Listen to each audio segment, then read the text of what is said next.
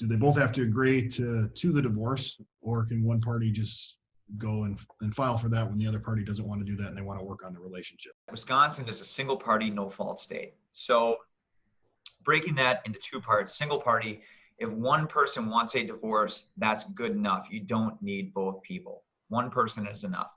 And no fault means that you don't have to have a reason other than, and this is the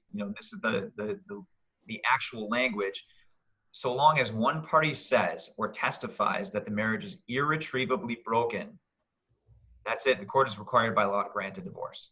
If one party, really doesn't want this, you said it's no fault, and basically one party just has to say that it's irrevocably broken, which is a pretty low bar to jump over. If someone is just resisting it, what happens? Are they kind of forced into the process, or what ends up happening? I mean, ultimately, the process is going to take over. That usually results in what's called a default divorce. So I'll give you, for instance, and this happens often where, I mean, let's use a practical circumstance. One party is absolutely certain that the marriage is irretrievably broken. It's not for any particular reason other than they've decided it's over. The other party, and all sympathy goes to them, but the other party is deeply in love, and maybe in complete denial, and says, no, there's no way. I still think this can be fixed. No matter what, I hold out hope that this can be fixed. Sad though that may be, and certainly my heart goes out to that person.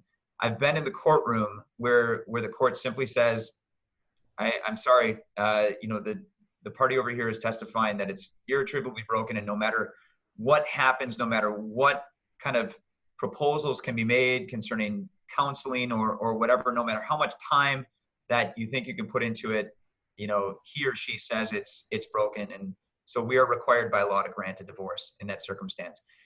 If a party doesn't participate in the divorce process, at the end of the day, the process is going to still move along. You can't, and you are not allowed to bury your head in the sand and simply sandbag what is a civil lawsuit. What the court will do is the court will have checkpoints along the way. They're called status conferences. If one party shows up and the other party doesn't show up, the court is allowed to default or decide in favor of the party that does show up. So for parties that do choose to bury their heads in the sand and say, if I don't pay attention to this, if I ignore it, if I pretend it's not happening, maybe I can stop it from happening.